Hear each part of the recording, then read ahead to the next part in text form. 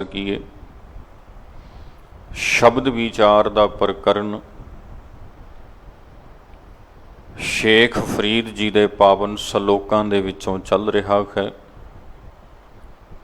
कल तक आप जी ने 72 नंबर सलोक तक शब्द विचार श्रवण कीती सी।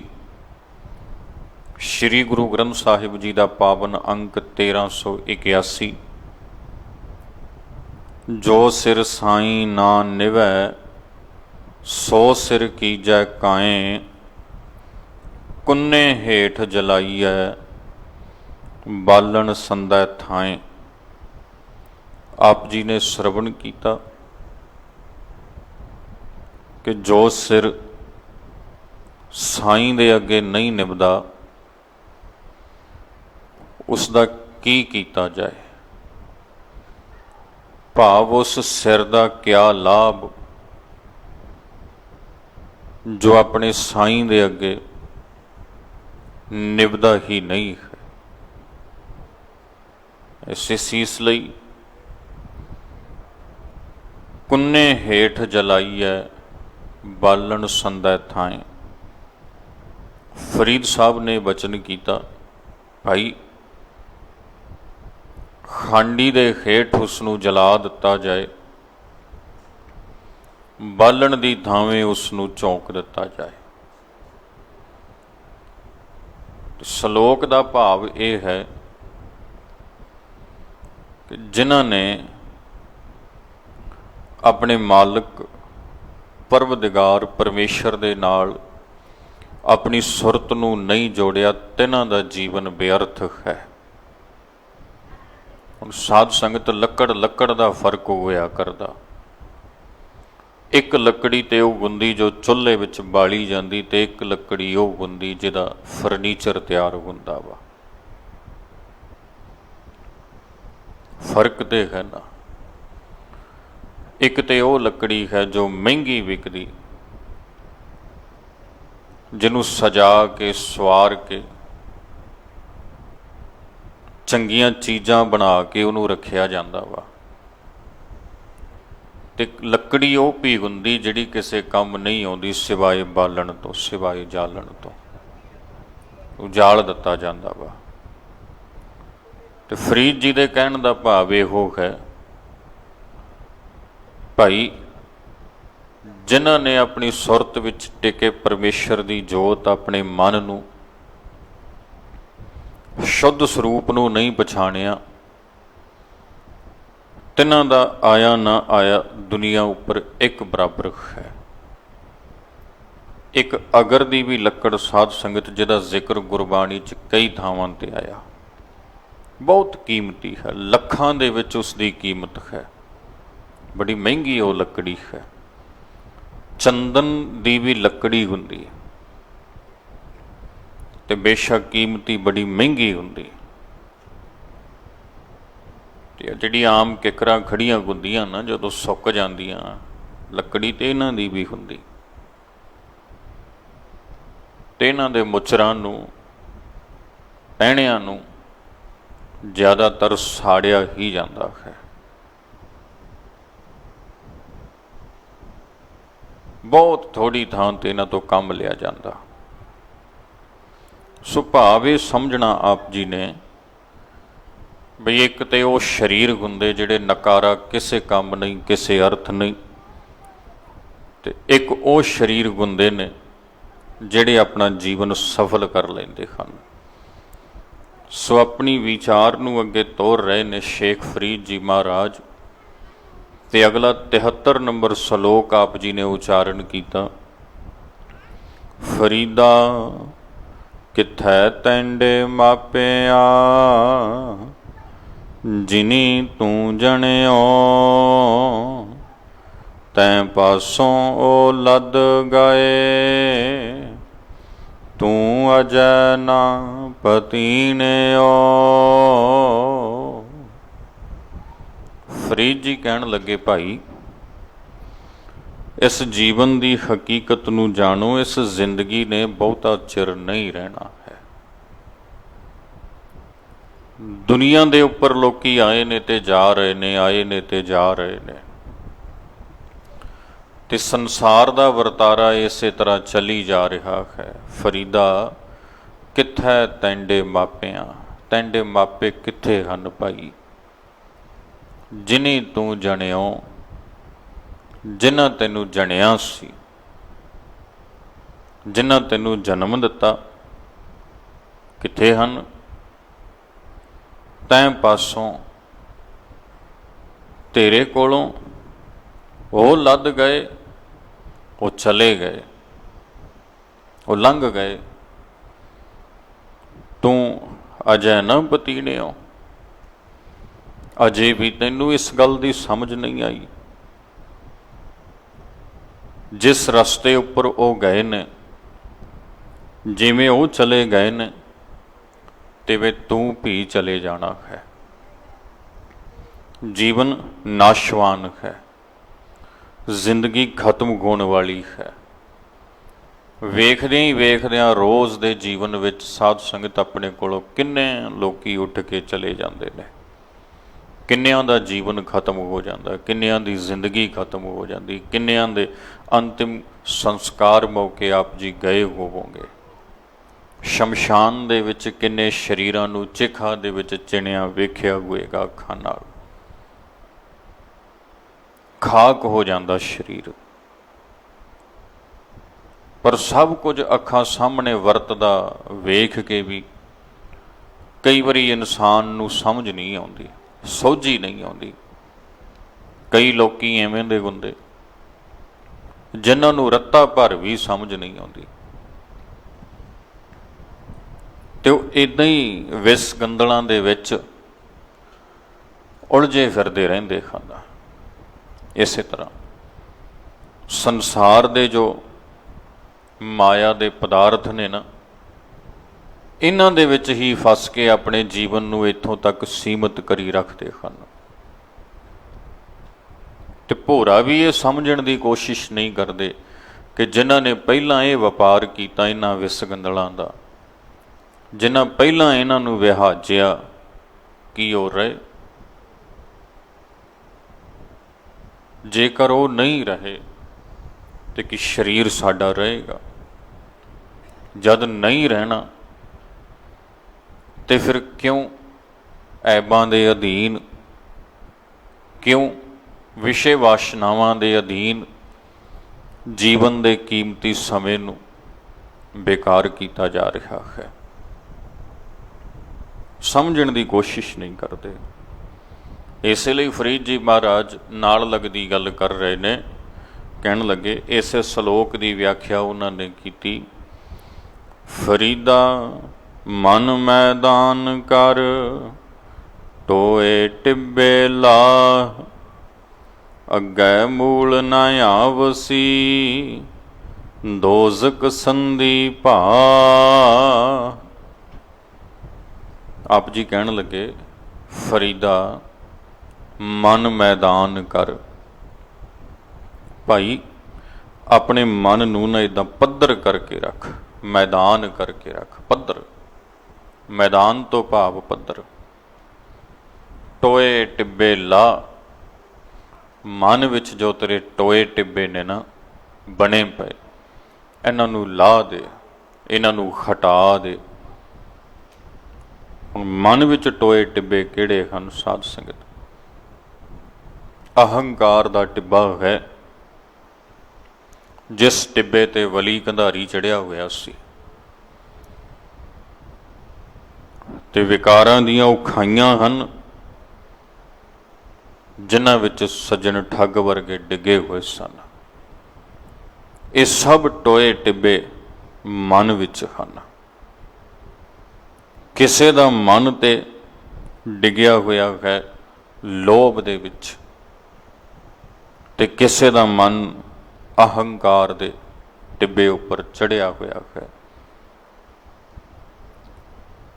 ਜੇ ਦੁਨੀਆ ਵੱਲ ਵੇਖੀਏ ਨਾ, ਸੰਸਾਰ ਵੱਲ ਥੋੜ੍ਹੀ ਜਿਹੀ ਲੰਮੀ ਨਿਗਾਹ ਮਾਰ ਕੇ ਵੇਖਣਾ ਸਾਧ ਸੰਗਤ, ਬਹੁਤਾਤ ਲੋਕਾਂ ਦੀ ਹਾਲਤ ਸਾਨੂੰ ਐਸੀ ਮਿਲੇਗੀ ਜਿਨ੍ਹਾਂ ਦੇ ਮਨ ਵਿੱਚ ਟੋਏ ਟਿੱਬੇ ਬਣੇ ਹੋਏ ਹਨ। ਜਾਂ ਤੇ ਹੰਕਾਰ ਹੈ, ਜਾਂ ਫਿਰ ਲੋਭ ਲਾਲਚ ਹੈ। ਇਹ ਵਿਸ਼ੇ ਵਿਕਾਰ, ਇਹ ਮਾਇਆ ਦਾ ਪ੍ਰਭਾਵ ਆਲੇ ਦੁਆਲੇ ਜਦੋਂ ਆਪਾਂ ਨਿਗਾਹ ਮਾਰਾਂਗੇ ਨਾ, ਤੇ ਬੜਿਆਂ ਦੇ ਮਨ ਵਿੱਚ ਇਹ ਮਿਲੇਗਾ। ਤੇ ਚੇਤਾ ਰੱਖਣਾ ਸਾਧ ਸੰਗਤ, ਜ਼ਮੀਨ ਦਾ ਜੋ ਅਸਲ ਮੁੱਲ ਆ ਨਾ, ਉਹ ਉਦੋਂ ਪੈਂਦਾ ਜਦੋਂ ਉਹ ਪੱਧਰ ਹੋ ਜਾਂਦੀ ਆ, ਟੋਇਆਂ ਟਿੱਬਿਆਂ ਦਾ ਨਹੀਂ ਪਿਆ ਕਰਦਾ। ਅਸਲ ਕੀਮਤ ਉਦੋਂ ਪੈਂਦੀ ਜਦੋਂ ਮਿਹਨਤੀ ਲੋਕ ਮਿਹਨਤ ਦੇ ਨਾਲ ਉਹਨੂੰ ਪੱਧਰ ਕਰ ਦਿੰਦੇ ਨੇ, ਉਹਨੂੰ ਬੀਜਣ ਯੋਗ ਕਰ ਦਿੰਦੇ ਨੇ, ਉਹ 'ਚ ਫਸਲ ਉੱਗਣ ਲੱਗ ਪੈਂਦੀ। ਤੇ ਉਸ ਵੇਲੇ ਮਿੱਟੀ ਉਹੀ ਹੁੰਦੀ, ਧਰਤੀ ਉਹੀ ਹੁੰਦੀ, ਥਾਂ ਉਹੀ ਹੁੰਦੀ, ਉਹਦੀ ਇੱਕ ਕੀਮਤ ਪੈ ਜਾਂਦੀ, ਉਹਦਾ ਇੱਕ ਮੁੱਲ ਪੈ ਜਾਂਦਾ। ਟੋਏ ਟਿੱਬੇ ਲਾ, ਬਾਬਾ ਜੀ ਕਹਿੰਦੇ ਮਨ ਵਿੱਚੋਂ ਇਹਨੂੰ ਖਤਮ ਕਰ। ਸ਼ੇਖ ਫਰੀਦ, ਤੇਰੇ ਮਨ ਵਿੱਚ ਹੰਕਾਰ ਨਹੀਂ ਹੋਣਾ ਚਾਹੀਦਾ, ਮਨ ਵਿੱਚ ਵਿਕਾਰ ਨਹੀਂ ਹੋਣੇ ਚਾਹੀਦੇ। ਕਿਉਂ? ਕਿਉਂਕਿ ਮਨ ਦੇ ਪਿੱਛੇ ਸਰੀਰ ਚੱਲਦਾ ਹੈ, ਤੇ ਮਨ ਪਿੱਛੇ ਸਰੀਰ ਦਾ ਜੋ ਚੱਲਣਾ ਹੈ ਉਹਨੂੰ ਜ਼ਿੰਦਗੀ ਕਿਹਾ ਜਾਂਦਾ, ਉਹਨੂੰ ਜੀਵਨ ਕਿਹਾ ਜਾਂਦਾ। ਹੁਣ ਤੱਕ ਮਨ ਦੇ ਪਿੱਛੇ ਸਰੀਰ ਚੱਲ ਕੇ ਆਇਆ ਜਿੰਨਾ ਸਮਾਂ, ਭਾਵੇਂ ਉਹ 20 ਸਾਲ ਹਨ, ਭਾਵੇਂ ਉਹ 50 ਸਾਲ ਹਨ, ਉਹ ਸਮਾਂ ਉਹ ਸਾਡੀ ਜ਼ਿੰਦਗੀ ਹੈ, ਉਹ ਸਾਡਾ ਜੀਵਨ ਹੈ। ਤੇ ਮਨ ਜਿਵੇਂ ਦਾ ਹੋਏਗਾ ਨਾ, ਜੀਵਨ ਵੀ ਉਵੇਂ ਦਾ ਹੋਏਗਾ, ਜ਼ਿੰਦਗੀ ਵੀ ਉਵੇਂ ਦੀ ਹੋਏਗੀ। ਮਨ ਦੇ ਖਿਆਲਾਤ ਜਿਵੇਂ ਦੇ ਹੋਣਗੇ, ਮਨ ਦੀ ਸਮਝ ਸੋਚਣੀ ਜਿਵੇਂ ਦੀ ਹੋਏਗੀ, ਮਨ ਦੀ ਵਿਚਾਰ ਜਿਵੇਂ ਦੀ ਹੋਏਗੀ, ਜੀਵਨ ਦਾ ਵਿਹਾਰ ਵੀ ਉਵੇਂ ਦਾ ਹੋਏਗਾ, ਜ਼ਿੰਦਗੀ ਦਾ ਵਿਹਾਰ ਉਵੇਂ ਦਾ ਹੋਏਗਾ। ਜੇਕਰ ਮਨ ਵਿੱਚ ਹੰਕਾਰ ਹਨ ਤੇ ਕਰਮਾਂ ਵਿੱਚੋਂ ਸਾਫ਼ ਦਿਖਾਈ ਦੇਗਾ, ਤੇ ਉਹਦਾ ਅਸਰ ਪ੍ਰਭਾਵ ਵੀ ਦਿਖੇਗਾ। ਜੇ ਮਨ ਵਿੱਚ ਲੋਭ ਲਾਲਚ ਹੈ ਨਾ, ਤੇ ਜੀਵਨ ਵਿੱਚੋਂ ਸਾਫ਼ ਦਿਖਾਈ ਦੇਗਾ, ਤੇ ਉਹਦਾ ਅਸਰ ਵੀ ਦਿਖੇਗਾ ਲੋਭ ਲਾਲਚ ਦਾ। ਹੁਣ ਲੋਭ ਲਾਲਚ ਦੀ ਬਿਰਤੀ ਦੇ ਅਧੀਨ ਸੰਸਾਰ ਵਿੱਚ ਕੀ ਕੀ ਨਹੀਂ ਹੋ ਰਿਹਾ, ਵੇਖਦੇ ਆਪਾਂ। ਹੁਣ ਤੇ ਜਿਹੜੇ ਲੋਕੀ ਸਿਸਟਮ ਨੂੰ ਚਲਾਉਂਦੇ ਹਨ, ਉਹ ਵੀ ਮੰਨਣ ਲੱਗ ਪਏ ਨੇ ਕਿ ਕਰਪਸ਼ਨ ਹੈ, ਭ੍ਰਿਸ਼ਟਾਚਾਰ ਹੈ। ਜੇ ਵੇਖਿਆ ਜਾਏ ਤੇ ਇਸ ਕਰਪਸ਼ਨ ਦੀ ਜਨਨੀ ਕੌਣ ਹੈ ਜੀ? ਇਹਨੂੰ ਜਨਮ ਦੇਣ ਵਾਲਾ ਕੌਣ? ਲਾਲਚ, ਲੋਭ। ਕੌਣ ਕਰ ਰਿਹਾ ਭ੍ਰਿਸ਼ਟਾਚਾਰ? ਕੌਣ ਕਰ ਰਿਹਾ ਕਰਪਸ਼ਨ? ਸ਼ਰੀਰੇ ਕਰ ਰਹੇ ਨੇ, ਮਨੁੱਖੇ ਕਰ ਰਹੇ ਨੇ। ਕੋਈ ਪੰਛੀ ਤੇ ਨਹੀਂ, ਕੋਈ ਚਿੜੀਆਂ ਕਾਂ ਕਬੂਤਰੇ ਤੇ ਨਹੀਂ ਕਰ ਰਹੇ ਨਾ, ਕੋਈ ਗਾਵਾਂ ਮੱਝਾਂ, ਕੋਈ ਕੁੱਤੇ, ਇਹ ਜਾਨਵਰ ਇਹ ਤੇ ਨਹੀਂ ਕਰ ਰਹੇ ਨਾ, ਮਨੁੱਖ ਹੀ ਕਰ ਰਿਹਾ। ਕਿਉਂ ਕਰ ਰਿਹਾ? ਕਿਉਂਕਿ ਮਨੁੱਖ ਦੀ ਬਿਰਤੀ ਵਿੱਚ ਇਹ ਐਬ ਪਿਆ, ਤੇ ਇਸ ਐਬ ਨੇ ਕਿੱਡਾ ਵੱਡਾ ਨੁਕਸਾਨ ਕੀਤਾ। ਕਿੰਨਾ ਵੱਡਾ? ਜਿੰਨੇ ਵੱਡੇ ਵੱਡੇ ਨੁਕਸਾਨ ਨੇ ਨਾ ਸਾਧ ਸੰਗਤ, ਉਹ ਇਹਨਾਂ ਐਬਾਂ ਦੇ ਅਧੀਨ ਲਏ ਫੈਸਲਿਆਂ ਕਰਕੇ ਹੋਏ ਬਣੇ। ਕਿਸੇ ਸਮੇਂ ਮਹਾਰਾਜਾ ਰਣਜੀਤ ਸਿੰਘ ਦਾ ਰਾਜ ਹੁੰਦਾ ਸੀ, ਆਪਣੇ ਤੋਂ ਪਿੱਛੋਂ ਆਪਣੇ ਸ਼ਹਿਜ਼ਾਦੇ ਨੂੰ ਉਸਨੇ ਰਾਜਾ ਐਲਾਨਿਆ, ਪਰ ਵੇਖਦਿਆਂ 5-7 ਸਾਲਾਂ 'ਚ ਸਭ ਖਤਮ ਹੋ ਗਿਆ। ਡੋਗਰਿਆਂ ਨੇ, ਜੋ ਕਸ਼ਮੀਰ ਦੇ ਰਹਿਣ ਵਾਲੇ ਸਨ, ਸਭ ਮਲੀਆ ਮੇਟ ਕਰ ਦਿੱਤਾ। ਕਿਉਂ ਕੀਤਾ ਜੀ? ਕਿਉਂਕਿ ਉਹਨਾਂ ਦੇ ਮਨ ਵਿੱਚ ਇੱਕ ਬਿਰਤੀ ਸੀ, ਲਾਲਚ, ਲੋਭ। ਅਸੀਂ ਇੱਧਰੋਂ ਇਕੱਠਾ ਕਰ ਲਈਏ, ਅਸੀਂ ਇੱਧਰੋਂ ਇਕੱਠਾ। ਉਸ ਬਿਰਤੀ ਦੇ ਅਧੀਨ ਲੋਕਾਂ ਦਾ ਨੁਕਸਾਨ ਕਿੰਨਾ ਵੱਡਾ ਹੋਇਆ, ਕਿੰਨਾ ਵੱਡਾ ਨੁਕਸਾਨ ਹੋਇਆ। ਤੇ ਉਹਦੀ ਜ਼ਿੰਮੇਵਾਰੀ ਕੌਣ ਲਏਗਾ? ਇਹ ਜਿੰਨੇ ਵੀ ਮਾਨਵਤਾ ਦੇ ਨੁਕਸਾਨ ਨੇ ਨਾ ਸਾਧ ਸੰਗਤ, ਵੱਡੇ, ਚੇਤਾ ਰੱਖਣਾ, ਜਾਂ ਤੇ ਹੰਕਾਰ ਦੀ ਬਿਰਤੀ ਅਧੀਨ ਹੁੰਦੇ ਨੇ, ਜਾਂ ਲੋਭ ਲਾਲਚ ਦੀ ਬਿਰਤੀ ਅਧੀਨ ਹੁੰਦੇ ਨੇ, ਤੇ ਉਸ ਤੋਂ ਅਗਲੇ ਜਿਹੜੇ ਨੁਕਸਾਨ ਨੇ ਉਹ ਕ੍ਰੋਧ ਦੀ ਬਿਰਤੀ ਅਧੀਨ ਹੁੰਦੇ ਨੇ, ਜਾਂ ਮੋਹ ਦੀ ਬਿਰਤੀ ਅਧੀਨ ਹੁੰਦੇ ਨੇ, ਤੇ ਕੁਝ ਨੁਕਸਾਨ ਐਸੇ ਵੀ ਨੇ ਜੋ ਕਾਮ ਦੀ ਬਿਰਤੀ ਅਧੀਨ ਹੁੰਦੇ ਨੇ। ਇਹ ਮਨ ਦੀਆਂ ਬਿਰਤੀਆਂ ਨੇ, ਇਹ ਮਨ ਦੇ ਟੋਏ ਤੇ ਟਿੱਬੇ ਨੇ। ਤੇ ਫਰੀਦ ਜੀ ਮਹਾਰਾਜ ਕਹਿ ਰਹੇ ਨੇ, ਕਹਿੰਦੇ ਭਾਈ ਇਹਨਾਂ ਨੂੰ ਮਨ ਵਿੱਚੋਂ ਜੇ ਕੱਢ ਦਿੱਤਾ ਜਾਏ ਤੇ ਮਨ ਨੂੰ ਇੱਦਾਂ ਮੈਦਾਨ ਕਰ ਲਿਆ ਜਾਏ, ਮੈਦਾਨ ਬਰਾਬਰ, ਜਿੱਥੇ ਕੁਝ ਵੀ ਨਹੀਂ, ਨਾ ਕੋਈ ਟੋਆ ਨਾ ਕੋਈ ਟਿੱਬਾ, ਐਨ ਬੈਲੈਂਸਡ ਹੈ, ਐਨ ਬਰਾਬਰ ਹੈ, ਇੱਕ ਲੈਵਲ ਵਿੱਚ ਆ। ਤੇ ਉਸ ਮਨ ਵਿੱਚ ਫਿਰ ਇਹ ਵਿਕਾਰਾਂ ਦੀ ਬਿਰਤੀ ਨਹੀਂ ਉੱਠੇਗੀ। ਇਹੋ ਜਿਹੇ ਮਨ ਵਿੱਚ ਨਾਮ ਦਾ ਬੀਜ ਬੀਜਿਆ ਜਾ ਸਕਦਾ। ਤੇ ਜਿਹੜੇ ਇਹੋ ਜਿਹੇ ਮਨ ਹੁੰਦੇ ਆ ਨਾ, ਫਰੀਦ ਜੀ ਉਹਨਾਂ ਨੂੰ ਕਹਿਣ ਲੱਗੇ, ਅੱਗੇ ਮੂਲ ਨਾ ਆਵਸੀ ਦੋਜ਼ਕ ਸੰਧੀ ਭਾ, ਅੱਗੇ ਮੂਲ ਨਾ ਆਵਸੀ, ਅੱਗੇ ਤੇਰੇ ਸਾਹਮਣੇ ਆਉਣ ਵਾਲੇ ਸਮੇਂ 'ਚ ਮੂਲ ਨਾ ਆਵਸੀ, ਬਿਲਕੁਲ ਵੀ ਨਹੀਂ ਆਵੇਗਾ। ਕੀ ਨਹੀਂ ਆਵੇਗਾ ਜੀ? ਦੋਜ਼ਕ ਸੰਧੀ ਭਾ।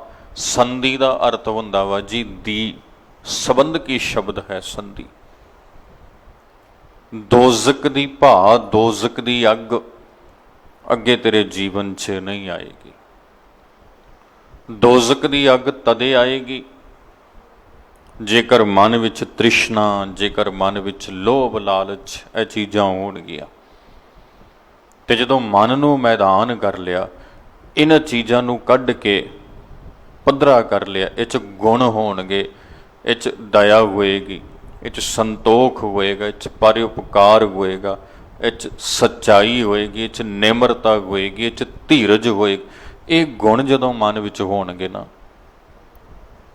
ਤੇ ਫਿਰ ਇਹ ਮਨ ਦੋਜ਼ਕ ਦੀ ਅੱਗ 'ਚ ਨਹੀਂ ਸੜੇਗਾ। ਸੱਚੇ ਪਾਤਸ਼ਾਹ ਕਹਿੰਦੇ, ਅੱਗੇ ਮੂਲ ਨਾ ਆਵਸੀ ਦੋਜ਼ਕ ਸੰਧੀ ਭਾ।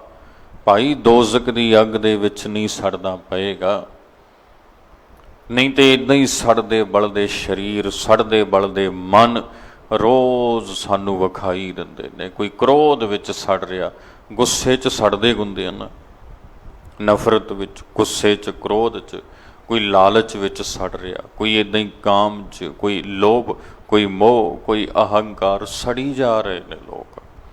ਮਨ ਤੇ ਕੋਲੇ ਹੋਇਆ ਪਿਆ ਸੜ ਸੜ ਕੇ। ਤੇ ਅੰਤਰ ਆਤਮੇ ਝਾਤੀ ਮਾਰੀ ਜਾਏ, ਇਹ ਝਲਕਾਰਾ ਸਾਨੂੰ ਬੜਿਆਂ ਥਾਵਾਂ ਤੋਂ ਦਿਖਾਈ ਦੇ ਜਾਏਗਾ। ਸਵੰਤਰ ਆਤਮੇ ਨੂੰ ਪਵਿੱਤਰ ਰੱਖਣ ਦਾ ਤਰੀਕਾ ਇੱਕੋ ਹੈ ਸਾਧ ਸੰਗਤ, ਉਹ ਹੈ ਬਈ ਮਨ ਨੂੰ ਮਾਇਆ ਵਾਲੇ ਪਾਸਿਓਂ, ਐਬਾਂ ਵਾਲੇ ਪਾਸਿਓਂ ਪੱਧਰ ਕਰਕੇ ਰੱਖੀਏ। ਤਦੇ ਹੀ ਅਸੀਂ ਇਸ ਜੀਵਨ ਦੀ ਹਕੀਕਤ ਨੂੰ ਸਮਝ ਸਕਾਂਗੇ। ਫਿਰ ਸਾਨੂੰ ਸਮਝ ਆ ਜਾਏਗੀ, ਚੇਤਾ ਆ ਜਾਏਗਾ, ਭਾਈ ਦੁਨੀਆ 'ਚੋਂ ਸਾਡੇ ਕੋਲੋਂ ਬੜੇ ਚਲੇ ਗਏ, ਬੜਿਆਂ ਨੂੰ ਮੋਢਾ ਦੇ ਕੇ ਅਸੀਂ ਛੱਡ ਕੇ ਆਏ ਹਾਂ। ਇੱਕ ਦਿਨ ਸਾਡਾ ਸਰੀਰ ਵੀ ਇਸੇ ਤਰ੍ਹਾਂ ਚਲੇ ਜਾਣਾ ਹੈ। ਇਸ ਤੋਂ ਪਹਿਲਾਂ ਇਹ ਜੀਵਨ ਖਤਮ ਹੋਵੇ, ਇਸ ਜ਼ਿੰਦਗੀ ਦਾ ਅੰਤ ਹੋਵੇ, ਸਾਨੂੰ ਆਪਣੇ ਇਸ ਜੀਵਨ ਨੂੰ ਸਵਾਰਨ ਦੇ ਲਈ ਸਹੀ ਮਾਰਗ ਦੇ ਉੱਪਰ ਚੱਲਣਾ ਚਾਹੀਦਾ ਹੈ। ਅਗਲਾ ਸ਼ਲੋਕ ਸ਼ੇਖ ਫਰੀਦ ਜੀ ਮਹਾਰਾਜ ਦੇ ਇਹਨਾਂ ਸ਼ਲੋਕਾਂ ਤੋਂ ਅੱਗੇ ਪੰਜਵੇਂ ਪਾਤਸ਼ਾਹ ਗੁਰੂ ਅਰਜਨ ਦੇਵ ਸੱਚੇ ਪਾਤਸ਼ਾਹ ਨੇ ਉਚਾਰਨ ਕੀਤਾ। ਸਤਿਗੁਰੂ ਜੀ ਕਿਰਪਾ ਕਰਦੇ ਹਨ। ਮਹਲਾ ਪੰਜਵਾ। ਫਰੀਦਾ ਖਾਲਕ ਖਲਕ ਮਹਿ, ਖਲਕ ਵਸੈ ਰੱਬ ਮਾਹਿ, ਮੰਦਾ ਕਿਸਨੋ ਆਖੀਐ, ਜਾਂ ਤਿਸ ਬਿਨ ਕੋਈ ਨਾਹਿ। ਇਹ ਪਾਵਨ ਸ਼ਲੋਕ ਪੰਜਵੇਂ ਪਾਤਸ਼ਾਹ ਗੁਰੂ ਅਰਜਨ ਦੇਵ ਜੀ ਦਾ ਹੈ। ਹੁਣ ਮਨ ਨੂੰ ਮੈਦਾਨ ਕਰਨ ਦਾ ਤਰੀਕਾ ਕੀ ਹੈ ਜੀ? ਮਨ ਮੈਦਾਨ ਕਰ ਗੱਲ ਆਖੀ ਨਾ ਪਾਤਸ਼ਾਹ ਨੇ। ਮਨ ਨੂੰ ਮੈਦਾਨ ਕਰਨ ਦਾ ਤਰੀਕਾ ਕੀ ਹੈ? ਇਹਦੇ ਵਿੱਚੋਂ ਐਬ ਕੱਢੀਏ ਕਿਵੇਂ? ਕੱਪੜਾ ਮੈਲਾ ਹੈ, ਬੜਿਆਂ ਨੇ ਦੱਸ ਦਿੱਤਾ, ਇਹਨੂੰ ਮੈਲ ਲੱਗੀ ਹੋਈ, ਬੜਿਆਂ ਨੇ ਦੱਸ ਦਿੱਤਾ। ਧੋ ਲਵੋ, ਬੜਿਆਂ ਨੇ ਦੱਸ ਦਿੱਤਾ। ਧੋ ਕੇ ਸਾਫ਼ ਹੋ ਜਾਏਗਾ, ਇਹ ਵੀ ਦੱਸ ਦਿੱਤਾ। ਪਰ ਇਹ ਨਹੀਂ ਦੱਸਿਆ ਵੀ ਧੋਵੋ ਕਾਹਦੇ ਨਾਲ ਤੇ ਕਿਵੇਂ ਧੋਵੋ, ਹੈ ਨਾ, ਇਹ ਨਹੀਂ ਦੱਸਿਆ। ਇਹਦੇ ਕਰਕੇ ਨਾ ਬੜੇ ਲੋਕੀ ਹਨ ਜਿਹੜੇ ਉਲਝਣ ਤਾਣੀ 'ਚ ਪਏ ਰਹਿੰਦੇ ਹਨ। ਤੇ ਆਪੋ ਆਪਣੇ ਯਤਨ ਤੇ ਤੌਰ ਤਰੀਕੇ ਉਹਨਾਂ ਨੂੰ ਜੁਟਾਉਣ ਦੇ ਵਿੱਚ ਲੱਗੇ ਹੁੰਦੇ ਨੇ। ਹੁਣ ਮਨ ਵਿੱਚੋਂ ਟੋਏ ਟਿੱਬੇ ਖਤਮ ਕਰਨੇ ਹਨ, ਮਨ ਨੂੰ ਮੈਦਾਨ ਕਰਨਾ ਹੈ। ਗੱਲ ਹੋ ਗਈ। ਮਨ ਮੈਦਾਨ ਕੀਤਿਆਂ ਕੀ ਹੋਏਗਾ? ਦੋਜ਼ਕ ਦੀ ਅੱਗ ਵਿੱਚ ਨਹੀਂ ਸੜਨਾ ਪਏਗਾ, ਇਹ ਵੀ ਗੱਲ ਹੋ ਗਈ। ਇੱਥੇ ਜੋ ਬੜੇ ਲੋਕੀ ਸਾਨੂੰ ਦੋਜ਼ਕ ਦੀ ਅੱਗ 'ਚ ਸੜਦੇ ਵਿਖਾਈ ਦਿੰਦੇ ਨੇ, ਉਹਦਾ ਨਹੀਂ ਸੜਨਾ ਪਏਗਾ, ਇਹ ਗੱਲ ਹੋ ਗਈ। ਹੁਣ ਇਸ ਮਨ ਨੂੰ ਮੈਦਾਨ ਕਿਵੇਂ ਕਰੀਏ? ਮਨ ਵਿੱਚੋਂ ਇਹ ਲੋਭ ਮੋਹ ਨੂੰ ਕਿਵੇਂ ਖਤਮ ਕਰੀਏ? ਉਹਦਾ ਸਰਲ ਜਿਹਾ ਤੇ ਸੌਖਾ ਜਿਹਾ ਤਰੀਕਾ ਪਾਤਸ਼ਾਹ ਨੇ ਇੱਥੇ ਦੱਸਿਆ। ਆਪ ਜੀ ਦੱਸਣ ਲੱਗੇ, ਫਰੀਦਾ ਖਾਲਕ ਖਲਕ ਮਹਿ, ਖਲਕ ਵਸੈ ਰੱਬ ਮਾਹਿ। ਖਾਲਕ ਖਲਕ ਮਹਿ, ਖਾਲਕ ਦਾ ਅਰਥ ਹੁੰਦਾ ਵਾ ਜੀ ਖਲਕਤ ਨੂੰ ਸਿਰਜਣ ਵਾਲਾ, ਖਲਕਤ ਨੂੰ ਬਣਾਉਣ ਵਾਲਾ, ਜਿਹਨੇ ਖਲਕਤ ਨੂੰ ਸਿਰਜਿਆ ਹੈ, ਬਣਾਇਆ ਹੈ ਸਾਰੀ ਖਲਕਤ। ਤੇ ਖਲਕਤ ਦਾ ਅਰਥ ਵਾ ਆ ਸ੍ਰਿਸ਼ਟੀ, ਆ ਬ੍ਰਹਿਮੰਡ ਜੋ ਆਪਾਂ ਵੇਖ ਰਹੇ ਹਾਂ, ਜੀਵ ਜੰਤੂ, ਆਪਾਂ ਇਨਸਾਨ ਜਿੰਨੇ ਖਾਂ, ਜੋ ਵੀ ਬਨਸਪਤੀ ਹੈ, ਜਿੰਨੇ ਵੀ ਵੱਡੇ ਛੋਟੇ ਜੀਵ ਜੰਤੂ ਨੇ, ਸਭ ਸਾਰਾ ਬ੍ਰਹਿਮੰਡ। ਬਾਬਾ ਫਰੀਦ ਜੀ ਕਹਿਣ ਲੱਗੇ, ਫਰੀਦਾ ਖਾਲਕ ਖਲਕ ਮੈਂ, ਪੰਜਵੇਂ ਪਾਤਸ਼ਾਹ ਨੇ ਵਿਆਖਿਆ ਕੀਤੀ, ਖਾਲਕ ਖਲਕ ਮੈਂ। ਪਾਤਸ਼ਾਹ ਕਹਿਣ ਲੱਗੇ, ਭਾਈ ਖਾਲਕ ਹੈ ਨਾ ਜਿਹੜਾ ਰੱਬ, ਪਰਮੇਸ਼ਰ, ਅਕਾਲ ਪੁਰਖ ਵਾਹਿਗੁਰੂ ਜੀ, ਜਿਹਦੇ ਨਾਲ ਜੁੜਨਾ ਵਾ, ਜਿਹਦਾ ਰੂਪ ਹੋਣਾ, ਖਲਕ ਮੈਂ, ਉਹ ਆਪਣੀ ਖਲਕਤ ਦੇ ਵਿੱਚ ਹੈ, ਆਪਣੀ ਖਲਕਤ ਦੇ ਵਿੱਚ ਹੈ। ਉਸ ਨੂੰ ਜੇ ਪਾਉਣਾ ਤੇ ਉਸ ਦੀ ਖਲਕਤ ਦੇ ਵਿੱਚੋਂ ਪਾਇਆ ਜਾ ਸਕਦਾ ਵਾ। ਖਾਲਕ ਖਲਕ ਮਹਿ, ਅੱਛਾ ਜੀ, ਖਲਕ ਵਸੈ ਰੱਬ ਮਾਹੇ।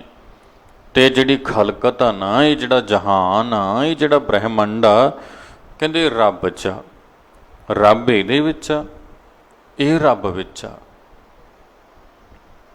ਹੈ ਨਾ ਕਿੱਡੀ ਕਮਾਲ ਦੀ ਗੱਲ, ਹੈਰਾਨ ਕਰਨ ਵਾਲੀ। ਖਾਲਕ ਖਲਕ ਮਹਿ, ਕਹਿੰਦੇ ਭਾਈ ਰੱਬ ਆਪਣੀ ਆ ਖਲਕਤ ਵਿੱਚ ਹੈ, ਇਸ ਬ੍ਰਹਿਮੰਡ ਵਿੱਚ ਹੈ, ਜਗ ਰਚਨਾ ਵਿੱਚ ਹੈ। ਤੇ ਖਲਕ ਵਸੈ ਰੱਬ ਮਾਹੇ, ਇਹ ਜਿਹੜੀ ਖਲਕਤ ਆ, ਇਹ ਰੱਬ 'ਚ ਵਸਦੀ ਪਈ ਆ, ਇਹ ਪਰਮਾਤਮਾ ਵਿੱਚ ਵਸਦੀ ਪਈ ਹੈ। ਭਾਵ ਕੀ ਹੈ ਇਹਦਾ? ਇੱਕੋ ਹੀ ਨੇ ਜੀ, ਖਲਕਤ ਤੇ ਖਾਲਕ ਇੱਕੋ ਹੀ ਨੇ ਜੀ। ਬ੍ਰਹਮ ਤੇ ਬ੍ਰਹਿਮੰਡ ਵੱਖੋ ਵੱਖਰੇ ਨਹੀਂ, ਇੱਕੋ ਹੀ ਨੇ। ਬ੍ਰਹਮ ਤੇ ਬ੍ਰਹਮੰਡ ਇੱਕੋ ਹੀ ਨੇ, ਖਾਲਕ ਤੇ ਖਲਕਤ ਇੱਕੋ ਹੀ ਨੇ, ਕਾਦਰ ਤੇ ਕੁਦਰਤ ਇੱਕੋ ਹੀ ਨੇ। ਕਾਦਰ ਆਪਣੀ ਕੁਦਰਤ ਵਿੱਚ ਸਮਾਇਆ ਹੋਇਆ ਹੈ, ਖਾਲਕ ਆਪਣੀ ਖਲਕਤ ਵਿੱਚ ਵਿਆਪਕ ਹੈ, ਬ੍ਰਹਮ ਆਪਣੇ ਬ੍ਰਹਿਮੰਡ ਵਿੱਚ ਹੈ। ਜੁੜੇ ਹੋਏ ਨਾ ਸ਼ਬਦ ਇੱਕ ਦੂਜੇ ਨਾਲ। ਬ੍ਰਹਮ ਆਪਣੇ ਬ੍ਰਹਿਮੰਡ ਵਿੱਚ ਹੈ, ਇਸ ਤੋਂ ਵੱਖਰਾ ਨਹੀਂ ਆ। ਬਾਬਾ ਜੀ ਕਹਿੰਦੇ ਜਦੋਂ ਸੁਰਤ ਨੂੰ ਇਹ ਸੋਝੀ ਆ ਜਾਏਗੀ ਨਾ, ਜਦੋਂ ਮਨ ਨੂੰ ਇਹ ਸੋਝੀ ਆ ਜਾਏਗੀ ਬਈ ਇਹ ਸਾਰੀ ਖਲਕਤ ਖਾਲਕ ਦਾ ਰੂਪ ਹੈ, ਇਹ ਸਾਰਾ ਬ੍ਰਹਿਮੰਡ ਬ੍ਰਹਮ ਦਾ ਰੂਪ ਹੈ, ਇਹ ਸਾਰੀ ਕੁਦਰਤ ਕਾਦਰ ਦਾ ਰੂਪ ਹੈ, ਜਦੋਂ ਮਨ ਨੂੰ ਇਹ ਸਮਝ ਆ ਜਾਏਗੀ, ਫਿਰ ਮਨ ਦੀ ਅਵਸਥਾ ਕੀ ਬਣੇਗੀ ਜੀ? ਮੰਦਾ ਕਿਸਨੋਂ ਆਖੀਐ, ਮੰਦਾ ਕਿਹਨੂੰ ਆਖੀਏ ਭਾਈ? ਹੁਣ ਜਾਂ ਤਿਸ ਬਿਨ ਕੋਈ ਨਾ, ਜਦੋਂ ਉਸ ਤੋਂ ਬਿਨਾਂ ਕੋਈ ਹੋਰ ਤੇ ਹੈ ਹੀ ਨਹੀਂ, ਪਰਮੇਸ਼ਰ ਤੋਂ ਬਿਨਾਂ ਕੋਈ ਦੂਜਾ ਤੇ ਹੈ ਹੀ ਨਹੀਂ, ਫਿਰ ਮੰਦਾ ਕਿਸ ਨੂੰ ਆਖੀਏ? ਮੰਦਾ ਕਹਿਣ ਤੋਂ ਭਾਵ ਗਲਤ। ਕਿਹਦੇ ਨਾਲ ਕਰੀਏ ਮੰਦਾ? ਕਿਹਨੂੰ ਮੰਦਾ ਆਖੀਏ? ਕਿਹਦੇ ਵੱਲ ਮੰਦਾ ਵੇਖੀਏ? ਕਿਉਂਕਿ ਰੱਬ ਤੋਂ ਬਿਨਾਂ ਹੋਰ ਤੇ ਕੋਈ ਤੇ ਹੈ ਹੀ ਨਹੀਂ, ਹੈ ਹੀ ਸਭ ਕੁਝ ਬ੍ਰਹਮ। ਸਭ ਗੋਬਿੰਦ ਹੈ, ਸਭ ਗੋਬਿੰਦ ਹੈ, ਗੋਬਿੰਦ ਬਿਨ ਨਹੀਂ ਕੋਈ। ਪਰਮੇਸ਼ਰ ਹੀ ਪਰਮੇਸ਼ਰ ਸਾਰੇ ਪਾਸੇ ਵਿਆਪਕ ਹੈ, ਅਨੇਕਾਂ ਰੂਪਾਂ ਦੇ ਵਿੱਚ, ਅਨੇਕਾਂ ਰੰਗਾਂ ਦੇ ਵਿੱਚ, ਅਨੇਕਾਂ ਆਕਾਰਾਂ ਦੇ ਵਿੱਚ। ब्रह्म ही अपने पसारे विच पसरिया होया है। जदों ये सोझी आ गई, ये पवित्र सोझी आ गई जदों, ते सुरत नूं इस पवित्र सोझी दी समझ आ गई, फिर सारे जीवां नाल जो सुरत दा रिश्ता होएगा ना, वो रूहानी होएगा। उहदे विच कोई ऐब नहीं होएगा, उहदे विच कोई विशा नहीं होएगा, विकार। ਉਹ ਇਹਨਾਂ ਸਾਰਿਆਂ ਤੋਂ ਉੱਪਰ ਹੋਏਗਾ। ਉੱਥੇ ਫਿਰ ਸਾਰੀ ਖਲਕਤ ਆਪਣੀ ਜਾਪੇਗੀ, ਖਾਲਕ ਦੀ ਸਿਰਜੀ ਹੋਈ। ਉੱਥੇ ਫਿਰ ਕੋਈ ਦੂਜਾ, ਕੋਈ ਬੇਗਾਨਾ, ਕੋਈ ਪਰਾਇਆ ਨਹੀਂ ਹੋਏਗਾ। ਤੇ ਇਹ ਸੋਝੀ ਕਿੱਥੋਂ ਮਿਲਦੀ ਆ ਜੀ? ਸਤਿਗੁਰ ਦੀ ਸੰਗਤ ਵਿੱਚੋਂ। ਪਾਤਸ਼ਾਹ ਕਹਿੰਦੇ ਆ ਨਾ, ਬਿਸਰ ਗਈ ਸਭ ਤਾਤ ਪਰਾਈ, ਜਬ ਤੇ ਸਾਧ ਸੰਗਤ ਮੋਹਿ ਪਾਈ। ਜਦੋਂ ਤੋਂ ਗੁਰੂ ਦੀ ਸੰਗਤ ਮਿਲੀ ਤੇ ਜਿਹੜੀ ਪਰਾਈ ਤਾਤ ਸੀ ਨਾ, ਉਹ ਤੇ ਭੁੱਲ ਹੀ ਗਈ। ਉਦੋਂ ਤੱਕ ਸੀ ਜਦੋਂ ਤੱਕ ਗੁਰੂ ਨਾਲ ਨਹੀਂ ਜੁੜੇ ਸੀ, ਪਰ ਹੁਣ ਸਤਿਗੁਰ ਨਾਲ ਜੁੜ ਗਏ। ਹੁਣ ਸਮਝ ਆ ਗਈ, ਮੰਦਾ ਕਿਸ ਨੂੰ ਆਖੀਐ, ਜਾਂ ਤਿਸ ਬਿਨ ਕੋਈ ਨਾ ਹੈ। ਹੁਣ ਇਸ ਲਈ ਹਮ ਨਹੀਂ ਚੰਗੇ ਬੁਰਾ ਨਾ ਕੋਏ। ਹੁਣ ਇਹ ਸਮਝ ਮਨ ਵਿੱਚ ਵਸ ਗਈ, ਸੋਝੀਏ ਉਪਦੇਸ਼। ਹੁਣ ਜਿਸ ਪਾਸੇ ਵੀ ਵੇਖਦੇ ਹਾਂ, ਬ੍ਰਹਮ ਹੀ ਬ੍ਰਹਮ ਨਜ਼ਰ ਆਉਂਦਾ ਹੈ, ਹੋਰ ਤੇ ਕੁਝ ਨਜ਼ਰ ਨਹੀਂ ਆਉਂਦਾ। ਤੇ ਜਦੋਂ ਬ੍ਰਹਮ ਦਾ ਪਸਾਰਾ ਸਭ ਪਾਸੇ ਨਜ਼ਰ ਆਉਂਦਾ, ਫਿਰ ਇਹ ਦ੍ਰਿਸ਼ਟੀ ਪਾਕ ਤੇ ਪਵਿੱਤਰ, ਫਿਰ ਇਹ ਮਨ ਪਾਕ ਤੇ ਪਵਿੱਤਰ ਬਣਿਆ ਰਹਿੰਦਾ ਵਾ। ਇਹਦੇ ਵਿੱਚ ਐਬ ਦੀਆਂ ਲਹਿਰਾਂ ਉੱਠਦੀਆਂ ਹੀ ਨਹੀਂ। ਇਹ ਸ਼ਾਂਤ ਮਹਾਸਾਗਰ ਬਣ ਜਾਂਦਾ ਇਹ ਮਨ। ਸੋ ਇਉਂ ਸਮਝਾਉਂਦੇ ਹਨ ਸਾਧ ਸੰਗਤ। ਇਹ ਬੜਾ ਪਵਿੱਤਰ ਤਰੀਕਾ ਹੈ ਮਨ ਨੂੰ ਸਾਫ਼ ਕਰਨ ਦਾ, ਮਨ ਨੂੰ ਪਵਿੱਤਰ ਕਰਨ ਦਾ, ਮਨ ਵਿੱਚੋਂ ਐਬ ਜਿਹੜੇ ਹਨ ਉਹਨਾਂ ਨੂੰ ਖਤਮ ਕਰਨ ਦਾ। ਅਗਲਾ ਸ਼ਲੋਕ ਸ਼ੇਖ ਫਰੀਦ ਸਾਹਿਬ ਦਾ ਆਪਣਾ ਸ਼ਲੋਕ ਹੈ। ਉਹਨਾਂ ਨੇ ਕਿਰਪਾ ਕੀਤੀ, ਲਿਖਣਾ ਕੀਤਾ। ਫਰੀਦਾ ਜੇ ਦੇਹ ਨਾਲਾ ਕੱਪਿਆ, ਜੇ ਗਲ ਕੱਪੈ ਚੁੱਖ, ਪਵਨ ਨਾ ਇਤੀ ਮਾਮਲੇ, ਸਹਾ ਨਾ ਇਤੀ ਦੁੱਖ।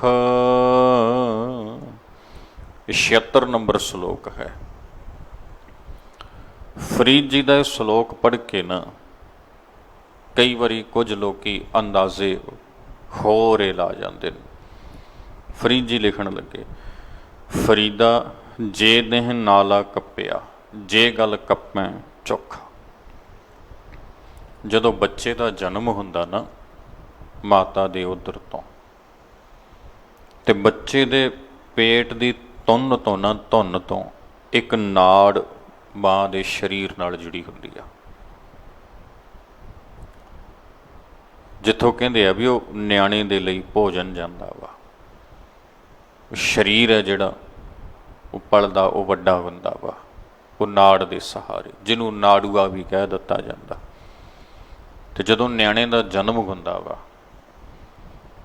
ਦਾਈਆਂ, ਡਾਕਟਰ ਫਿਰ ਉਹ ਨਾੜੂ ਨੂੰ ਕੱਟ ਦਿੰਦੇ ਆ, ਤੇ ਉਹਨੂੰ ਕੱਟ ਕੇ ਉਹਨੂੰ ਸਾਹਮਣਿਓਂ ਬੰਨ੍ਹ ਦਿੰਦੇ ਆ, ਤੇ ਹੌਲੀ ਹੌਲੀ ਉਹ ਆਪੇ ਹੀ ਸੁੱਕ ਜਾਂਦਾ ਤੇ ਬੱਚੇ ਦੇ ਸਰੀਰ ਤੋਂ ਲਹਿ ਜਾਂਦਾ ਵਾ।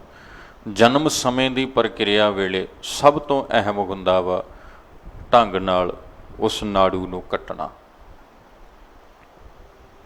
ਉਹਨੂੰ ਕੱਟਣਾ, ਉਹ ਸਭ ਤੋਂ ਅਹਿਮ ਹੁੰਦਾ ਵਾ। ਹੁਣ ਸ਼ੇਖ ਫਰੀਦ ਜੀ ਕਹਿਣ ਲੱਗੇ, ਜੇ ਦੇਹ ਨਾਲਾ ਕੱਪਿਆ, ਜੇ ਦੇਹ ਦਾ ਅਰਥ ਜਿਸ ਦਿਨ, ਨਾਲਾ ਦਾ ਅਰਥ ਉਹ ਨਾੜੂ, ਕੱਪਿਆ ਦਾ ਅਰਥ ਕੱਟਿਆ। ਕਹਿੰਦੇ ਜਿਸ ਦਿਨ ਨਾੜੂ ਕੱਟਿਆ ਗਿਆ ਸੀ, ਜਨਮ ਹੋਇਆ, ਨਾੜੂ ਕੱਟਿਆ ਗਿਆ। ਜੇ ਗਲ ਕੱਪੈ ਚੁੱਖ, ਜੇ ਥੋੜ੍ਹਾ ਜਿਹਾ ਗਲ ਵੀ ਉਸੇ ਦਿਨ ਵੱਢ ਦਿੰਦੇ। ਨਾੜੂ ਤੇ ਵੱਢਿਆ ਹੀ ਸੀ, ਉੱਤੇ ਕੈਂਚੀ ਨਾਲ, ਚਾਕੂ ਨਾਲ, ਛੁਰੀ ਨਾਲ ਉੱਤੇ ਕੱਟਿਆ ਹੀ ਸੀ ਨਾੜੂ ਤੇ। ਜੇ ਗਲ ਵੀ ਉਸੇ ਦਿਨ ਕੱਟ ਦਿੰਦੇ। ਪਵਨ ਨਾ ਇਤੀ ਮਾਮਲੇ, ਨਾ ਤਾਂ ਇੰਨੇ ਝਮੇਲਿਆਂ 'ਚ ਸਾਨੂੰ ਇੱਥੇ ਪੈਣਾ ਪੈਂਦਾ। ਸਹਾ ਨਾ ਇਤੀ ਦੁੱਖ, ਤੇ ਨਾ ਇੰਨੇ ਦੁੱਖ ਸਹਾਰਨੇ ਪੈਂਦੇ ਜਿਹੜੇ ਦੁੱਖ ਹੁਣ ਅਸੀਂ ਸਹਾਰਦੇ ਪਏ ਆ, ਝੱਲਦੇ ਪਏ ਆ। ਨਾੜੂ ਕੱਟਣ ਵੇਲੇ ਗਲ ਵੀ ਕੱਟ ਦਿੰਦੇ ਤੇ ਕਹਾਣੀ ਖਤਮ ਸੀ। ना कलेश, ना झमेले, ना दुख, ये चीज़ां वेखणियां पैंदियां, ना तकलीफां, ना मुश्किलां विचों दी गुजरना पैंदा। हुण फरीद जी ने लिखिया तो ये सलोक पढ़ के कई लोग ना ये अंदाज़ा ला लेंदे आ भी फरीद जी ढैंदी कला की गल कर रहे हैं। दुख तो शरीर ते आउंदे जांदे रहिंदे ने ते आउंदे जांदे रहना है, शरीर दे नाल दुखां दा मेल है। गुरु साहब भी इस गल की व्याख्या करते हैं, सुख दुख दोए दर कपड़े पहरै जाए मनुख। इत्थे भाई कपड़ियां लीड़ियां की तरह हन, मनुख अपने तन ते दुख ते सुख हंडाउंदा रहिंदा है। पातशाह जी ने जो वचन किया ये क्यों किया फिर? असल विच ना इस सलोक की व्याख्या अगले सलोक नाल जुड़ी हुई है। अगला सलोक उस सुनो आप जी, बड़ा प्यारा ते कमाल दा 77 नंबर सलोक। उच लिखण लगे, ਚੱਬਣ ਚੱਲਣ ਰਤਨ से सुनियर बह गए, खेड़े मुत्ती धा से जानी चल गए। ਚੱਬਣ, ਚੱਬਣ ਦਾ ਅਰਥ ਚੱਬਣ ਵਾਲੇ। ਅਸੀਂ ਕੋਈ ਪਦਾਰਥ ਚੱਬਣਾ ਹੋਵੇ ਤੇ ਕਿਹਦੇ ਨਾਲ ਚੱਬਦੇ ਹਾਂ ਜੀ? ਦੰਦਾਂ ਨਾਲ। ਚੱਬਣ ਦਾ ਅਰਥ ਚੱਬਣ ਵਾਲੇ, ਭਾਵ ਦੰਦ। ਚੱਲਣ, ਤੁਰਦੇ ਹਨ, ਸਰੀਰ ਸਾਡਾ ਤੁਰਦਾ ਵਾ ਤੇ ਕਿਹਦੇ ਸਹਾਰੇ ਤੁਰਦਾ? ਲੱਤਾਂ ਨਾਲ, ਪੈਰਾਂ ਨਾਲ। ਰਤਨ ਕਹਿੰਦੇ ਇਹ ਜਿਹੜੇ ਰਤਨ ਹਨ, ਅੱਖਾਂ ਜਿਨ੍ਹਾਂ ਨਾਲ ਵੇਖਦੇ ਹਾਂ, ਚੱਬਣ ਵਾਲੇ ਦੰਦ, ਤੁਰਨ ਵਾਲੀਆਂ ਲੱਤਾਂ ਤੇ ਵੇਖਣ ਵਾਲੀਆਂ ਅੱਖਾਂ। ਸੇ ਸੁਨੀਅਰ ਬਹਿ ਗਏ। ਸੁਨੀਅਰ ਦਾ ਅਰਥ ਸੁਣਨ ਵਾਲੇ। ਸੁਣਦੇ ਕਿਹਦੇ ਨਾਲ ਹਾਂ? ਕੰਨਾਂ ਨਾਲ। ਬਹਿ ਗਏ ਦਾ ਅਰਥ ਰਹਿ ਗਏ, ਖਤਮ ਹੋ ਗਏ। ਜਿਸ ਵੇਲੇ ਚੱਬਣ ਵਾਲੇ ਦੰਦ ਮੂੰਹ ਚੋਂ ਨਿਕਲ ਗਏ, ਪਦਾਰਥ ਚੱਬਣ ਤੋਂ ਅਸਮਰੱਥ ਹੋ ਗਏ, ਮੂੰਹ 'ਚ ਇੰਨੀ ਤਾਕਤ ਨਾ ਰਹੀ, ਇੰਨਾ ਬਲ ਨਾ ਰਿਹਾ ਬਈ ਇਹ ਚੱਬ ਲਵੇ। ਜਵਾਨੀ ਵਿੱਚ ਤੇ ਦੰਦਾਂ ਨਾਲ ਹੋ ਸਕਦਾ ਅਖਰੋਟ ਵੀ ਭੰਨ ਲਵੇ, ਪਰ ਕਈ ਵਾਰੀ ਨਾ ਬਜ਼ੁਰਗੀ ਦੇ ਵਿੱਚ ਜਦੋਂ ਦੰਦ ਨਿਕਲ ਜਾਂਦੇ ਆ ਤੇ ਰੋਟੀ ਵੀ ਚੱਬਣੀ ਔਖੀ ਹੋ ਜਾਂਦੀ ਆ, ਉਹ ਵੀ ਨਹੀਂ ਚੱਬ ਹੁੰਦੀ। ਚੱਲਣ, ਹਾਂ ਲੱਤਾਂ। ਆਪਾਂ ਇੱਕ ਸਲੋਕ ਸਾਂਝਾ ਕੀਤਾ ਸੀ ਨਾ, ਇੰਨੀ ਨਿੱਕੀ ਜੰਗੀ ਹੈ ਵੀ ਇਹਨਾਂ ਨਿੱਕੀਆਂ ਨਿੱਕੀਆਂ ਲੱਤਾਂ ਦੇ ਨਾਲ ਥਲ ਡੂੰਗਰ ਭਵਿਓਮ। ਬੜੇ ਥਾਵਾਂ 'ਤੇ ਦੂਰ ਦੁਰਾਡੇ ਮੈਂ ਜਾਂਦਾ ਰਿਹਾ ਸਾਂ, ਬੜੇ ਪਹਾੜ ਵੀ ਚੜ੍ਹ ਕੇ ਸਰ ਕੀਤੇ ਸਨ। ਅੱਜ ਫਰੀਦਾ ਕੂਜੜਾ ਸਹਿਕੋਹਾਂ ਥਿਓਮ। ਪਰ ਅੱਜ ਹੁਣ ਬਜ਼ੁਰਗੀ ਦੀ ਅਵਸਥਾ 'ਚ ਜਦੋਂ ਤੁਰਨੋਂ ਰਹਿ ਗਈਆਂ ਲੱਤਾਂ, ਹਿੱਲਣੋਂ ਰਹਿ ਗਿਆ ਸਰੀਰ, ਲੱਤਾਂ ਤੇ ਇਹੀ ਨੇ ਜਿਨ੍ਹਾਂ ਨਾਲ ਪਹਾੜਾਂ 'ਤੇ ਚੜ੍ਹ ਜਾਂਦਾ ਸਾਂ, ਜਿਨ੍ਹਾਂ ਨਾਲ ਸੈਂਕੜੇ ਮੀਲ ਤੁਰ ਕੇ ਲੰਘ ਜਾਂਦਾ ਸਾਂ। ਹੁਣ ਦੋ ਕਰਮਾਂ ਦੇ ਫਾਸਲੇ 'ਤੇ ਪਿਆ ਹੋਇਆ ਪਾਣੀ ਦਾ ਕੁੱਜਾ ਵੀ ਨਹੀਂ ਚੱਕ ਹੁੰਦਾ, ਉਹ ਵੀ ਇਉਂ ਲੱਗਦਾ ਜਿਵੇਂ ਸੈਂਕੜੇ ਕੋਹਾਂ 'ਤੇ ਪਿਆ ਹੋਵੇ। ਸਰੀਰ ਇੰਨਾ ਕਮਜ਼ੋਰ ਹੋ ਗਿਆ। ਗੱਲ ਇੱਥੇ ਉਹ ਹੋ ਰਹੀ ਵੇ। ਕਹਿਣ ਲੱਗੇ ਸੇ ਸੁਣੀਅਰ ਬਹਿ ਗਏ, ਕੰਨ ਜਿਨ੍ਹਾਂ ਨਾਲ ਪਤਾ ਨਹੀਂ ਕੀ ਕੀ ਸੁਣਿਆ, ਪਰ ਬਜ਼ੁਰਗੀ 'ਚ ਕੋਈ ਨੇੜੇ ਆ ਕੇ ਆਵਾਜ਼ ਦੇਵੇ ਫਿਰ ਵੀ ਨਹੀਂ ਪਤਾ ਚੱਲਦਾ, ਫਿਰ ਵੀ ਨਹੀਂ ਉਹਨੂੰ ਸੁਣਾਈ ਦਿੰਦਾ।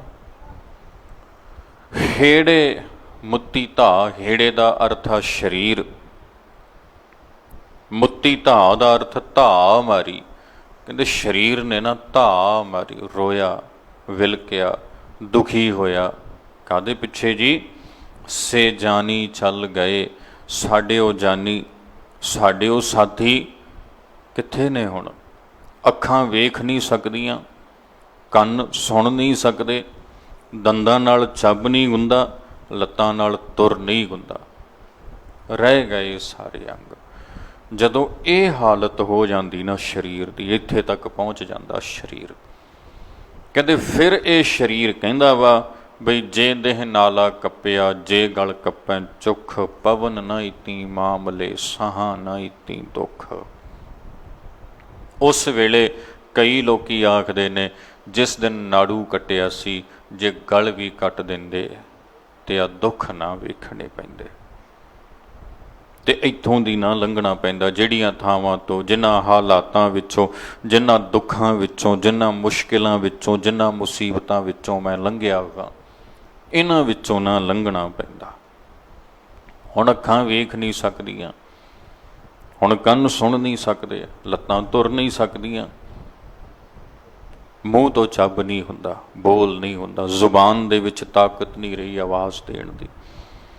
ਹੁਣ ਇਹੋ ਜਿਹੀ ਹਾਲਤ ਵਿੱਚ ਬੰਦਾ ਆਖਦਾ ਵਾ ਵੀ ਜਿਸ ਦਿਨ ਨਾੜੂ ਕੱਟਿਆ ਸੀ ਜੇ ਭਲਾ ਰੱਤਾ ਕੋ ਗਲ ਹੀ ਕੱਟ ਦਿੰਦੇ ਤੇ। ਸਮਝਣਾ ਗੱਲ ਨੂੰ ਸਾਧ ਸੰਗਤ ਆਪ ਜੀ ਨੇ, ਜਦੋਂ ਇਹ ਸਰੀਰ ਬਚਪਨੇ 'ਚ ਹੁੰਦਾ ਇਹਨੂੰ ਆਪਾਂ ਲਾਡਾਂ ਨਾਲ ਪਾਲਦੇ ਹਾਂ, ਚਾਵਾਂ ਨਾਲ। ਕਦੀ ਕਿਸੇ ਨੇ ਆਖਿਆ ਉਸ ਵੇਲੇ ਵੀ ਜਿਸ ਦਿਨ ਨਾੜੂ ਕੱਟਿਆ ਸੀ ਜੇ ਮਾੜੀ ਜੀ ਛੁਰੀ ਗਰਦਨ 'ਤੇ ਫੇਰ ਦਿੰਦੇ, ਕਹਿੰਦਾ ਕੋਈ ਨਹੀਂ। ਜਿਸ ਵੇਲੇ ਸਰੀਰ ਜਵਾਨੀ 'ਚ ਹੁੰਦਾ, ਜੋਬਨ ਦੇ ਰੰਗਾਂ 'ਚ ਮਸਤ ਹੁੰਦਾ, ਮਦਹੋਸ਼ ਹੁੰਦਾ, ਜਿਸ ਵੇਲੇ ਨੂੰ ਆਪਣੇ ਤੋਂ ਬਿਨਾਂ, ਆਪਣੇ ਬਲ ਤੋਂ ਬਿਨਾਂ ਹੋਰ ਕੁਝ ਦਿਸਦਾ ਹੀ ਨਹੀਂ ਹੁੰਦਾ, ਉਸ ਵੇਲੇ ਕਿਸੇ ਨੇ ਇਹ ਗੱਲ ਆਖੀ? ਕਦੀ ਕਿਸੇ ਨੇ ਇਹ ਕਿਹਾ ਵਾ ਵੀ ਨਾੜੂ ਕੱਟਿਆ ਸੀ ਤੇ ਗਰਦਨ ਵੀ ਕੱਟ ਹੋ ਜਾਂਦੀ ਤੇ ਜਦੋਂ ਇਹ ਜਵਾਨੀ ਲੰਘ ਜਾਂਦਾ, ਅਧਖੜ ਉਮਰ 'ਚ ਹੁੰਦਾ, ਉਦੋਂ ਫਿਰ ਨਿਆਣਿਆਂ ਨੂੰ ਪਾਲਣਾ, ਉਹਨਾਂ ਦੀ ਪਰਵਰਿਸ਼ ਕਰਨੀ, ਉਹਨਾਂ ਲਈ ਧਨ ਜੁਟਾਉਣਾ, ਮਿਹਨਤ ਕਰਨੀ, ਇਹਨਾਂ ਕੰਮਾਂ 'ਚ ਉਲਝ ਜਾਂਦਾ, ਉਦੋਂ ਵੀ ਨਹੀਂ ਕਹਿੰਦਾ। ਪਰ ਜਦੋਂ ਬੁੱਢਾ ਹੋ ਜਾਂਦਾ, ਜਮਾਂ ਹੀ ਸਰੀਰ ਰਹਿ ਜਾਂਦਾ, ਹੰਬ ਹਾਰ ਜਾਂਦਾ, ਜਦੋਂ ਇਹਨੂੰ ਚੇਤਾ ਹੁੰਦਾ ਵਾ ਵੀ ਆਪਣੇ ਲਈ ਤੇ ਕੁਝ ਜੋੜਿਆ ਹੀ ਨਹੀਂ, ਜੋ ਜੋੜਿਆ ਸੀ ਉਹਨੂੰ ਸੰਭਾਲਣ ਵਾਲੇ ਹੋਰ ਨੇ, ਉਹ ਤੇ ਹੋਰਾਂ ਨੇ ਸੰਭਾਲ ਲਿਆ, ਉਹ ਤੇ ਮਾਲਕ ਹੁਣ ਹੋਰ ਹੋ ਗਏ, ਹੁਣ ਸਿਰਨਾਵੇਂ ਬਦਲ ਗਏ, ਹੁਣ ਤੇ ਰਿਹਾ ਕੁਝ ਨਹੀਂ ਕੋਲੇ। ਤੇ ਜੋ ਆਪਣੇ ਲਈ ਜੋੜਨਾ ਸੀ ਉਹ ਜੋੜਿਆ ਨਹੀਂ, ਜਿਹੜੀ ਦੌਲਤ ਆਪਣੇ ਲਈ ਵਿਹਾਜਣੀ ਸੀ ਉਹ ਵਿਹਾਜੀ ਨਹੀਂ, ਫਿਰ ਦੁਖੀ ਹੁੰਦਾ, ਫਿਰ ਉਸ ਵੇਲੇ ਇੱਦਾਂ ਦੀਆਂ ਗੱਲਾਂ ਕਰਦਾ ਵਾ। ਅਸਲ ਵਿੱਚ ਸ਼ੇਖ ਫਰੀਦ ਜੀ ਮਹਾਰਾਜ ਇਹ ਸਮਝਾਉਣਾ ਚਾਹੁੰਦੇ ਨੇ, ਭਾਈ ਹੁਣ ਇਹਨਾਂ ਗੱਲਾਂ ਦਾ ਫਾਇਦਾ ਨਹੀਂ ਹੈ। ਜਦੋਂ ਇਹ ਸਰੀਰ ਸਲਾਮਤ ਸੀ, ਜਿਸ ਵੇਲੇ ਇਹਦੇ 'ਚ ਸਮਰੱਥਾ ਸੀ, ਉਸ ਵੇਲੇ ਢੰਗ ਨਾਲ ਇਹਦੇ ਤੋਂ ਕੰਮ ਲੈਣਾ ਚਾਹੀਦਾ ਸੀ। ਢਹਿੰਦੀ ਕਲਾ ਦੀ ਗੱਲ ਨਹੀਂ ਕਰ ਰਹੇ ਸ਼ੇਖ ਫਰੀਦ ਜੀ ਮਹਾਰਾਜ ਕਿਤੇ ਵੀ। ਸ਼ੇਖ ਫਰੀਦ ਜੀ ਮਹਾਰਾਜ ਸਗੋਂ ਚੜ੍ਹਦੀ ਕਲਾ ਦੀ ਗੱਲ ਕਰ ਰਹੇ ਨੇ ਤੇ ਸਮਝਾ ਰਹੇ ਨੇ ਵੀ ਵੇਖੀ ਕਿਧਰੇ ਤੂੰ ਵੀ ਆਹ ਗੱਲਾਂ ਕਰਨ ਲੱਗ ਜਾਏ ਜਿਵੇਂ ਦੀਆਂ ਹੋਰ ਲੋਕੀ ਕਰਦੇ ਨੇ, ਵੇਖੀ ਤੂੰ ਵੀ ਇਹਨਾਂ ਹਾਲਾਤਾਂ ਵਿੱਚੋਂ ਦੀ ਲੰਘੇ। ਭਾਈ ਤੈਨੂੰ ਪਹਿਲਾਂ ਸੁਚੇਤ ਪਏ ਕਰਦੇ ਹਾਂ, ਆਪਣੇ ਜੀਵਨ ਦਾ ਸਮਾਂ ਸੰਭਾਲ। ਜਦੋਂ ਤੱਕ ਸਰੀਰ 'ਚ ਸਮਰੱਥਾ ਹੈ, ਕੁਝ ਉਹ ਵਿਹਾਜ, ਕੁਝ ਉਹ ਜੋੜ ਜਿਹਦੇ ਉੱਪਰ ਮਾਣ ਹੋਵੇ। ਜੋ ਦੁਨਿਆਵੀ ਪਦਾਰਥ ਨੇ ਤੇ ਆਉਣ ਜਾਣ ਵਾਲੇ ਨੇ, ਅੱਜ ਤੇਰੇ ਕੋਲ ਨੇ, ਕੱਲ੍ਹ ਨੂੰ ਕਿਸੇ ਹੋਰ ਕੋਲ ਹੋਣੇ ਆ। ਇਹੋ ਜਿਹੀ ਦੌਲਤ ਜੋੜ ਜੋ ਕਦੀ ਬਿਨਸੇ ਨਾ, ਜੋ ਕਦੀ ਖਤਮ ਨਾ ਹੋਵੇ। ਤੇ ਐਵੇਂ ਆਪਣੇ ਸਰੀਰ ਦੇ ਸਮੇਂ ਨੂੰ ਗੁਜ਼ਾਰ, ਕਦੀ ਤੈਨੂੰ ਇਹਦੇ ਉੱਪਰ ਅਫਸੋਸ ਨਾ ਹੋਵੇ, ਕਦੀ ਤੈਨੂੰ ਇਹ ਗੱਲਾਂ ਨਾ ਕਹਿਣੀਆਂ ਪੈਣ ਵੀ ਜੇ ਪਹਿਲਾਂ ਹੀ ਖਤਮ ਹੋ ਜਾਂਦਾ ਤੇ ਆ ਦੁੱਖ ਤਕਲੀਫਾਂ 'ਚੋਂ ਕਿਉਂ ਲੰਘਦੇ। ਕਦੀ ਇਹ ਚੀਜ਼ਾਂ ਤੇਰੇ ਧਿਆਨ 'ਚ ਨਾ ਆਉਣ, ਤੇਰੇ ਦਿਮਾਗ 'ਚ ਨਾ ਆਉਣ। ਇਸ ਤਰੀਕੇ ਨਾਲ ਆਪਣੇ ਜੀਵਨ ਨੂੰ ਬਸਰ ਕਰ, ਇਸ ਤਰੀਕੇ ਨਾਲ ਆਪਣੀ ਜ਼ਿੰਦਗੀ ਨੂੰ ਗੁਜ਼ਾਰ ਨਾ ਕਰ।